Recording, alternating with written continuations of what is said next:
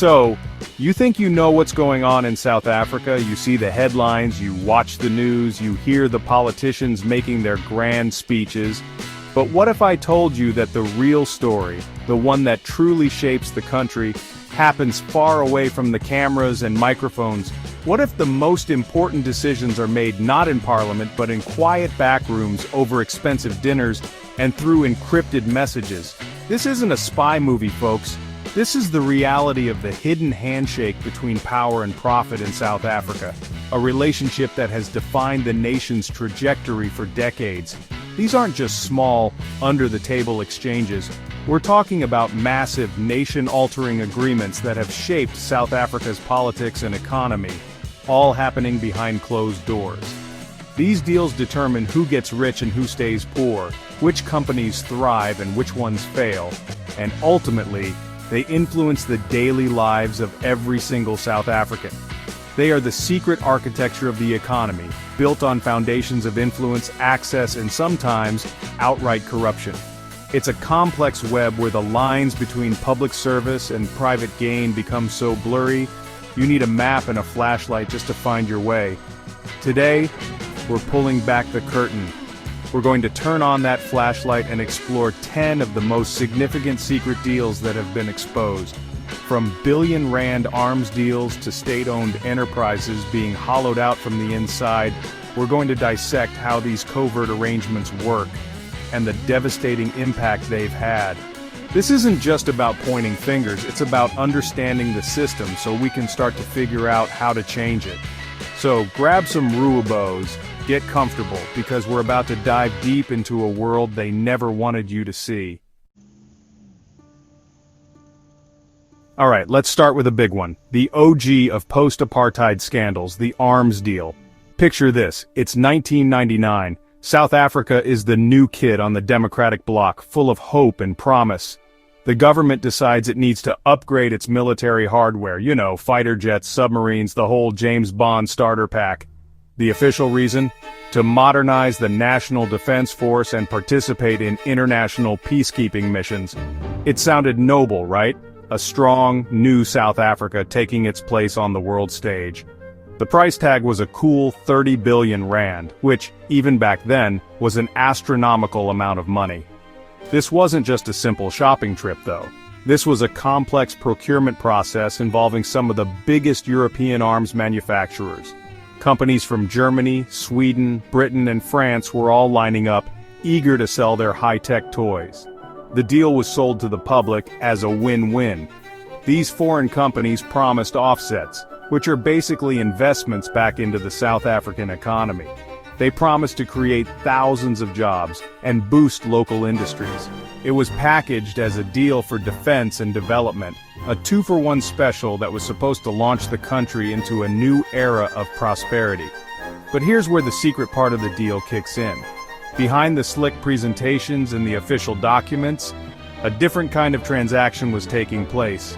Allegations started to surface almost immediately. We're talking about whispers of massive kickbacks, secret commissions, and outright bribes paid to secure these lucrative contracts. The numbers being thrown around were staggering. Hundreds of millions of rands allegedly funneled to middlemen, consultants, and, most disturbingly, high-ranking government officials and politicians. It was a shadow economy running parallel to the official deal. Think about it like this. You're buying a car. The salesman tells you it's a great car, very reliable. But what you don't know is that he's secretly paying your uncle a fat stack of cash to convince you to buy it, and the price of the car has been inflated to cover your uncle's consulting fee. That's essentially what was happening, but on a national scale with military-grade hardware. The cost of those jets and submarines wasn't just the sticker price. It was the sticker price plus the cost of all the secret handshakes and backroom payments that made the deal happen. The key players were a shadowy network of agents and politically connected individuals.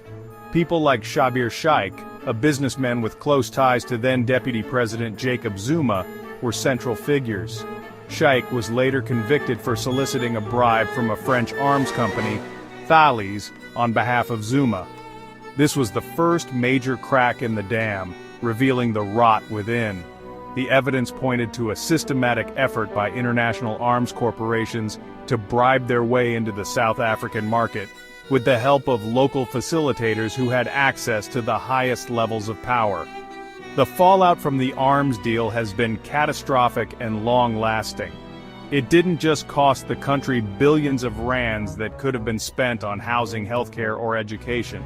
It shattered the public's trust in the new democratic government.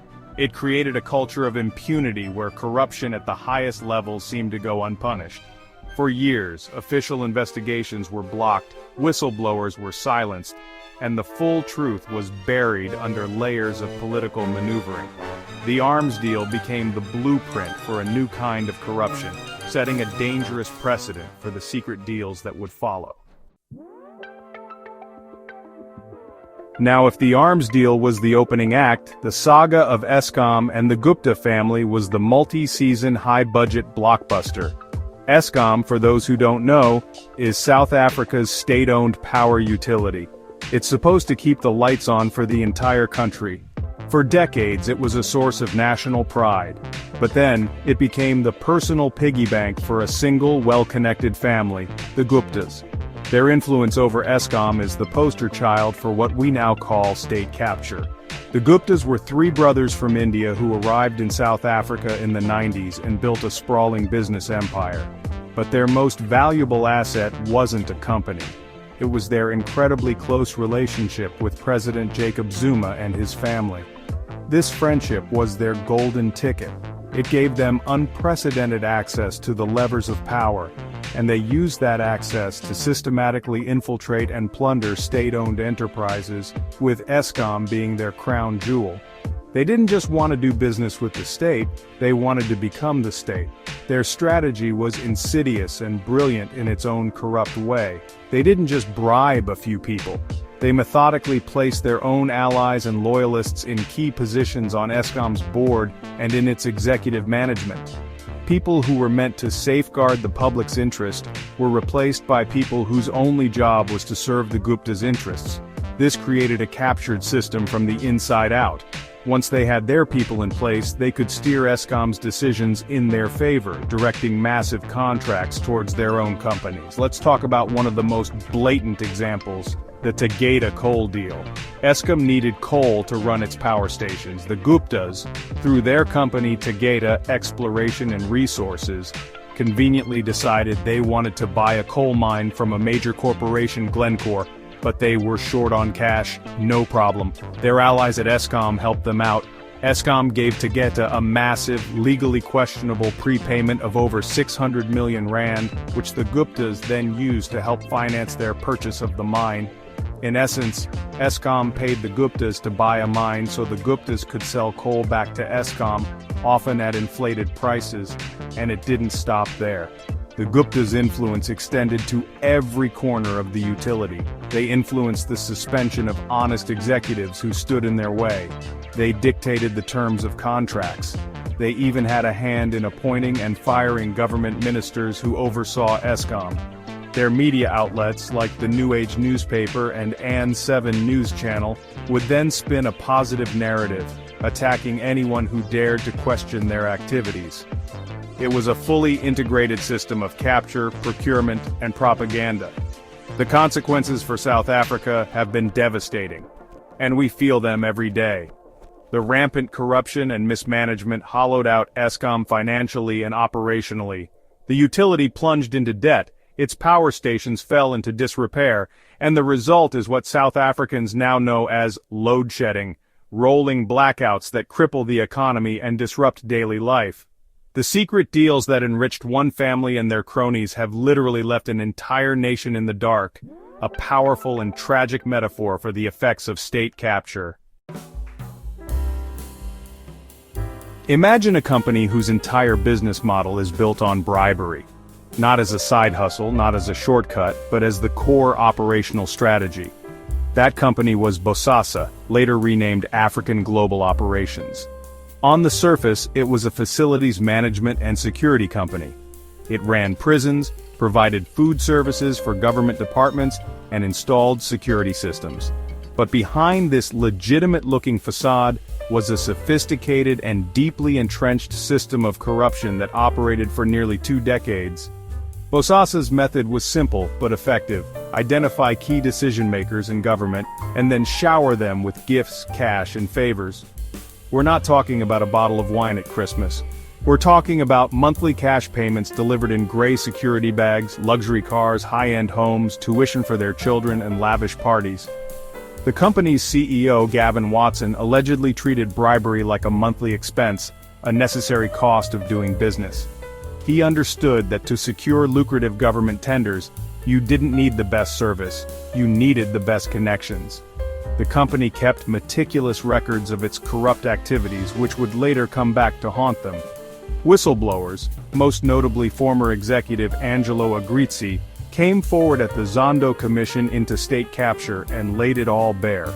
Agrizzi described a vault at Bossasa headquarters, where cash was kept specifically for bribes. He detailed how they would target officials at the Department of Correctional Services, the Department of Home Affairs, and other state entities.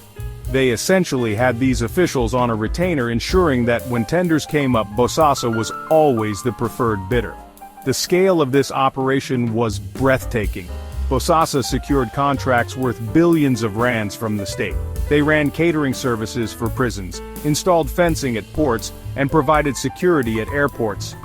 But the problem was, the contracts were often inflated, and the services delivered were sometimes substandard. The taxpayer was paying a premium for services that were awarded not on merit, but through a web of secret corrupt payments. It was a classic case of the public footing the bill for private greed. The corruption reached the highest echelons of power. Cabinet ministers, heads of state-owned enterprises, and even the president's office were implicated. Bossasa allegedly paid for security upgrades at the private homes of several ministers and provided donations to political campaigns. This wasn't just about winning contracts anymore. It was about buying influence and political protection. By having powerful politicians in their pocket, Bossasa could ensure that any investigations or questions about their conduct would be quietly shut down. The Bossasa story reveals a particularly insidious form of corruption. It wasn't a one-off deal. It was a long-term systemic relationship of patronage between a private company and officials across the state apparatus. It turned public servants into private assets. The legacy of Bossasa is a trail of compromised institutions and a deep-seated cynicism among South Africans about the integrity of the tendering process. It showed that for the right price, it seemed almost any part of the government was for sale. Our next story takes us from the public sector to the private sector, but don't be fooled. The lines get very, very blurry. This is the story of Steinhoff International, a global retail giant with South African roots. For years, Steinhoff was the darling of the Johannesburg Stock Exchange. It was a massive, sprawling empire that owned household names like Pep, Ackermans, and Mattress Firm. Its CEO, Marcus Euste, was celebrated as a business visionary, a titan of industry. Then, in December 2017, the whole thing came crashing down. In what became the biggest corporate fraud in South African history, Steinhoff announced that its CEO had resigned and that there were, quote, accounting irregularities that needed investigation. That's a very polite way of saying the company's books were a work of fiction. For years, executives had been cooking the books, creating fake transactions and inflating the value of assets to make the company look far more profitable and valuable than it actually was. They built a house of cards, and on that day, someone sneezed. The secret deals here weren't about bribing politicians for tenders. They were about creating a complex web of off-balance sheet entities and transactions to hide debt and invent profits. Executives allegedly worked with a small circle of insiders to move money around between a network of secretly related companies in a way that was almost impossible for outsiders, including auditors, to detect. They were essentially playing a shell game with billions of euros, creating a false reality to deceive investors and the market. This is where the connection to power and influence comes in. While not a classic state capture case, Steinhoff's rise was supported by its powerful connections. The company's board was filled with influential figures, and its success was championed by the business elite. There are also questions about political figures who were major shareholders or had close relationships with Steinhoff's executives.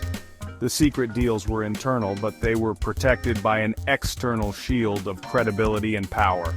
It created an environment where difficult questions weren't asked because everyone was making too much money.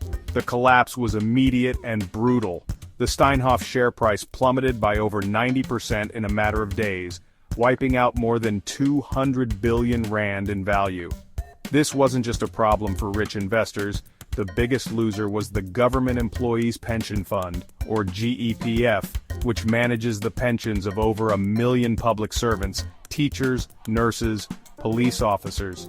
The GEPF was one of the largest shareholders in Steinhoff, and it lost billions of rands of ordinary people's retirement savings overnight.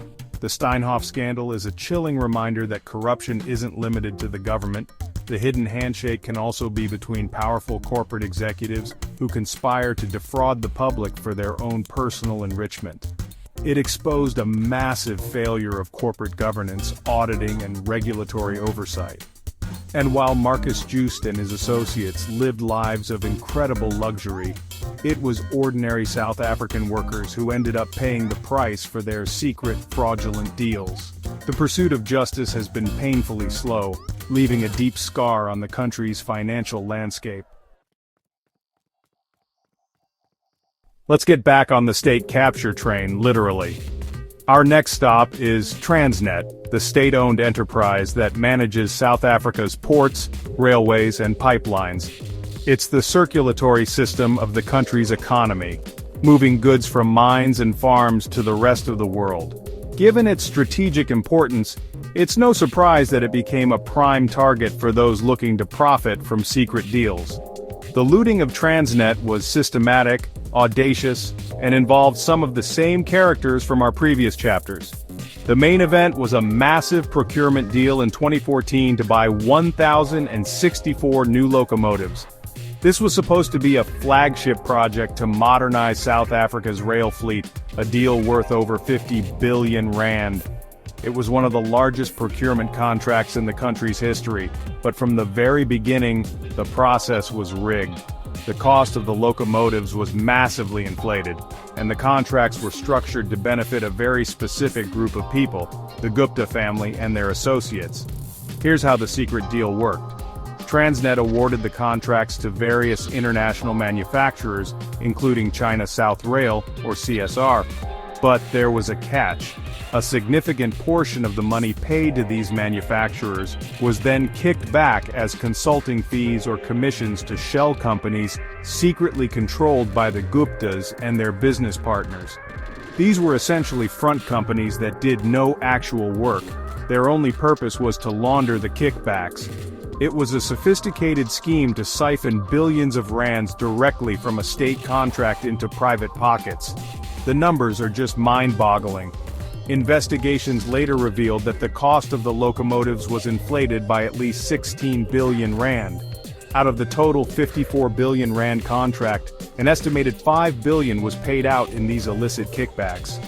The people who were supposed to be overseeing this deal at Transnet, including top executives like CEO Brian Molefe and CFO Anoj Singh, were the very people enabling it. They were later found to have had cozy relationships with the Guptas, making frequent visits to their Saxonwold compound and receiving personal benefits.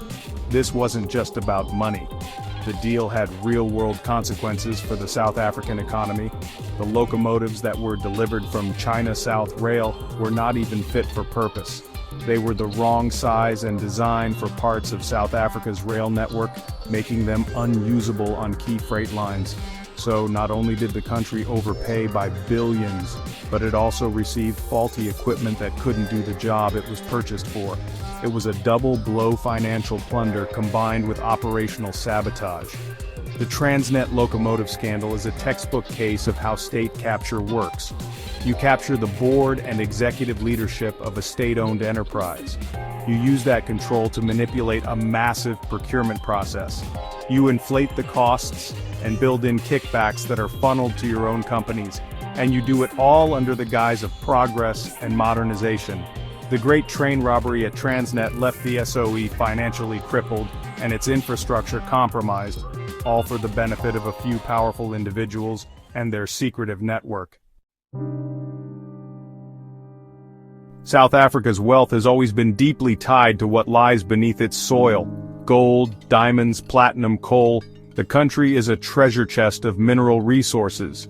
The power to grant licenses to dig up this wealth is one of the most significant powers the state holds, and wherever there is that much potential profit, the temptation for secret deals is immense. The history of mining in South Africa is littered with stories of how political connections, not geological surveys, have determined who gets to strike it rich. The process is supposed to be transparent and fair. A company applies for a prospecting or mining right. The Department of Mineral Resources evaluates the application based on technical and financial capacity, environmental impact, and Black Economic Empowerment, or BE credentials. But in reality, a hidden layer of deal-making often dictates the outcome. The secret handshake here is often an exchange, a lucrative mining license in return for political favors, party donations, or a slice of the profits for a politically connected individual. A classic example of this involves the concept of the briefcase B partner. A large, often international mining company wants a license. To meet the B requirements, they need a Black-owned partner. Instead of partnering with a legitimate Black-owned mining business, they are sometimes encouraged to partner with a company that exists only on paper, a company whose main asset is its connection to a powerful politician or government official. This partner brings no capital or expertise to the table, only political access. These politically connected individuals or their families are essentially given free shares in multi-billion rand mining projects. In return, they use their influence to ensure the license application is fast-tracked and approved. It's a form of toll gating where you can't get access to the country's mineral wealth without first paying a toll to the politically powerful gatekeepers. This system undermines the very purpose of BE, which was meant to redress the economic imbalances of apartheid, and instead enriches a small politically connected elite.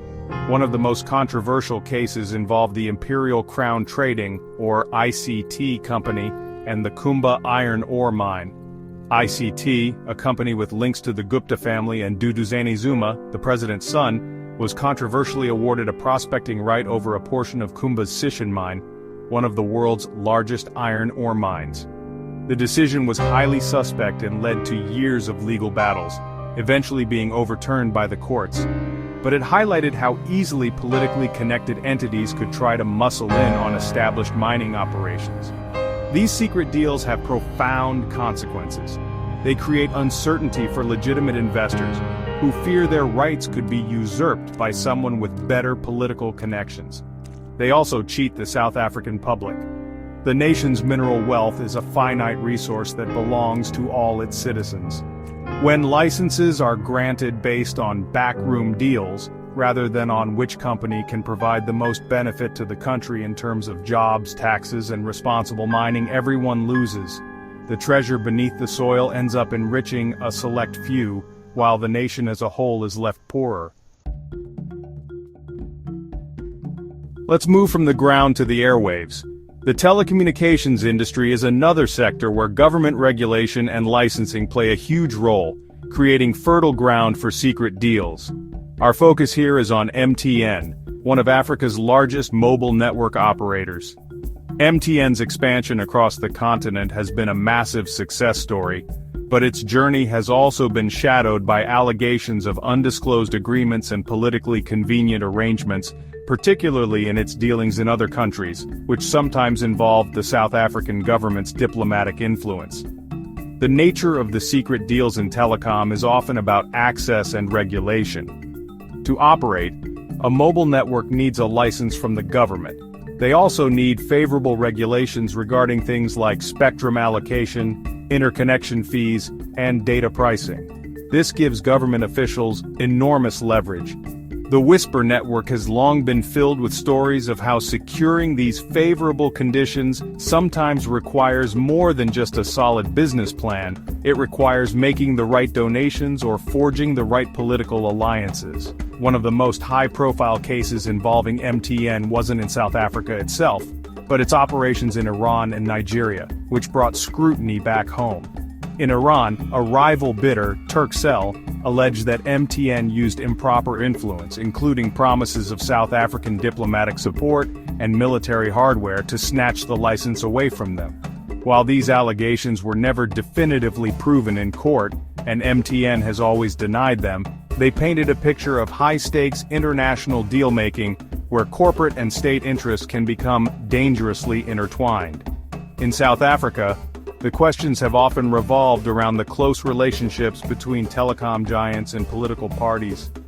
Large corporate donations to the ruling party are common, but the line becomes blurry when these donations appear to coincide with favorable regulatory decisions. For example, decisions around the allocation of new high-demand radio frequency spectrum, the lifeblood of modern mobile networks, have been delayed for years, mired in political infighting and lobbying from powerful corporate players, each seeking an outcome that benefits them the most. These behind-the-scenes maneuvers matter because they affect every single person with a cell phone. The lack of competition and the slow allocation of spectrum have been cited as major reasons for South Africa's notoriously high data prices. When deals are made in secret to protect the interests of dominant players, it stifles innovation and keeps costs high for consumers. The secret handshake between big telecom and government can mean that your monthly phone bill is higher than it should be. Ultimately, the story of MTN and its relationship with governments highlights a more subtle form of influence. It's not always about bags of cash. It's about strategic political donations, lobbying, leveraging diplomatic channels, and building relationships that ensure a company's interests are protected. It's a reminder that in a highly regulated industry, the most valuable connection isn't always the 5G one. It's the one that goes straight to the halls of power, ensuring the calls you make are always profitable. There's an old joke in the aviation industry: how do you become a millionaire? Start as a billionaire and buy an airline. For South Africa, the joke is, really on the taxpayer, and the airline is South African Airways. For decades, the national carrier has been a financial black hole, surviving not on profits but on a continuous stream of government bailouts. But where did all that money go? The story of SAA is a tale of mismanagement fueled by secret deals that benefited select corporations and individuals at the expense of the state. SAA was another prime target for state capture. The airline's board and management were repeatedly filled with politically connected individuals who, honestly, lacked aviation experience. One of the most notorious examples was the tenure of Dudu Myeni, a close ally of Jacob Zuma, as chairperson. Under her leadership, the airline was plagued by a series of disastrous and questionable decisions that seemed designed to benefit specific, favored suppliers rather than the airline itself. One of the most glaring examples was the attempt to restructure a major aircraft leasing deal. SAA had a deal with Airbus to acquire new fuel-efficient planes. Myeni and her board tried to scrap this deal and instead force SAA to lease the planes from a local, unknown middleman company. This would have added billions of rands to the cost for no logical reason, with the clear implication being that this middleman company would have siphoned off a huge cut. The deal was so outrageous that it was eventually blocked by the National Treasury, but it showed the blatant intent to loot. Beyond the big deals, SAA was bled dry through 1,000 smaller cuts. Procurement contracts for everything from catering to jet fuel were often awarded to politically connected companies at inflated prices. Consultants with dubious credentials were paid millions for reports that were never used. The airline became a patronage machine, a place to reward political loyalty with lucrative contracts, all while its debt mounted and its operational performance collapsed. The bailouts became a perverse incentive. The worse the airline performed, the more money it seemed to receive from the government. The secret deals here were about creating a closed loop. Public money, in the form of bailouts, would flow from the Treasury to SAA. Once inside SAA, that money would be directed out again through rigged procurement deals to a network of private companies connected to the airline's leadership and their political patrons. The airline itself was just a conduit, a mechanism for transferring public wealth into private hands. The endless bailouts weren't about saving a national asset. They were about keeping the corrupt taps open. The result is a national airline that has cost the taxpayer over 50 billion rand in bailouts over the past decade, has been through bankruptcy protection, and has been largely sold off. The SAA saga is a tragic example of how a symbol of national pride can be run into the ground by a culture of secrecy and corruption. It demonstrates how public funds intended to support a state asset can be secretly diverted to enrich a select few, leaving a shell of a company and a massive bill for the citizens of South Africa. Water is life. It's the most essential resource we have. You'd think that the management of something so fundamental would be sacred, protected from greed and corruption. You would be wrong. In South Africa, even the provision of water has become a vehicle for secret deals and profiteering, with devastating consequences for the poorest communities. The Department of Water and Sanitation became another battleground for patronage networks looking to control massive infrastructure budgets. The main arena for these deals is in the construction of large-scale water infrastructure projects, dams, pipelines, and water treatment plants. These are multi-billion rand projects that take years to complete. The secret deals often involve the rigging of the tender process to ensure that specific, politically connected construction and engineering firms are awarded the contracts, often at vastly inflated prices. This is the Bosasa and Transnet model applied to our most vital resource. A prominent case that illustrates this is the Giyani Bulk Water Project in Limpopo. This project was meant to bring clean, reliable water to 55 villages that had been suffering from shortages for years. The cost ballooned from an initial estimate to over 3 billion rand. Investigations later revealed that the main contractor, a company with political ties, was appointed irregularly, and that huge sums of money were misspent or simply disappeared. The project was plagued by delays and shoddy workmanship. The result was a human tragedy. Years after the project began, and with billions of rands spent, many of the villages in Giyani still did not have water. The pipes were laid, but the taps remained dry. This is the real cost of these secret deals. It's not just numbers on a balance sheet, it's about people's health, dignity, and survival. While executives and officials were allegedly enriching themselves, communities were left to rely on dirty river water or expensive private water tankers. The corruption also extended to the appointment of officials within the department and at the various water boards across the country. Key positions were filled with loyalists who would rubber-stamp corrupt deals and ignore irregularities. Honest officials who tried to blow the whistle were often sidelined or pushed out. It was a systemic capture of the entire water value chain, from the national department down to the local project level, all designed to facilitate looting. The story of corruption in the water sector is perhaps the most heartbreaking of all. It shows a level of moral bankruptcy where the basic needs of the most vulnerable people are sacrificed for personal gain.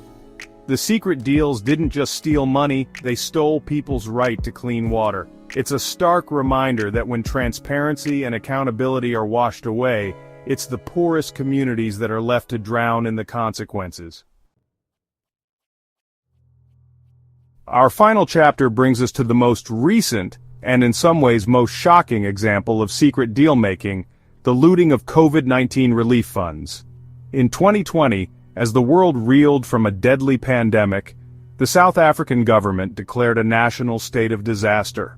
This allowed for emergency procurement procedures, suspending normal tender rules to allow for the rapid purchase of essential goods like masks, sanitizer, and other personal protective equipment. It was a necessary measure to save lives, but for some this crisis wasn't a tragedy, it was an opportunity. The relaxation of procurement rules created a feeding frenzy. A web of politically connected individuals and fly-by-night companies sprang up overnight to cash in on the disaster. They saw the billions of rands allocated for the COVID-19 response not as a lifeline for the nation, but as a pot of gold for themselves. The secret deals were fast, brazen, and morally repugnant. The scheme was simple.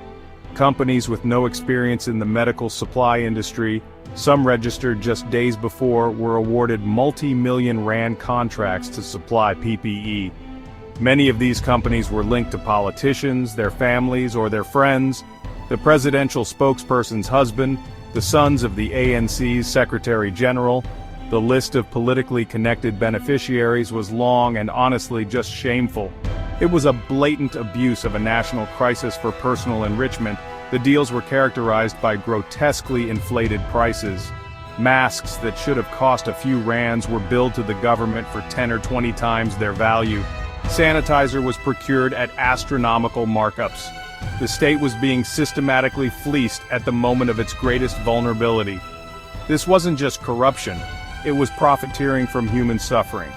The money being stolen was meant to protect frontline healthcare workers and the public from a deadly virus. The fallout was immediate and devastating. It led to shortages of quality PPE for doctors and nurses on the front lines, putting their lives at risk. It diverted funds that could have been used for hospital beds, ventilators, or social relief for those who lost their jobs. The scandal, exposed by brave journalists and whistleblowers, caused a massive public outcry and shattered what little trust remained in the government's ability to manage a crisis with integrity. The PPE scandal was the culmination of everything we've discussed. It showed how deeply entrenched the culture of patronage and corruption had become. Even in the face of a life-and-death national emergency, the instinct for many in and around power was not to serve, but to steal.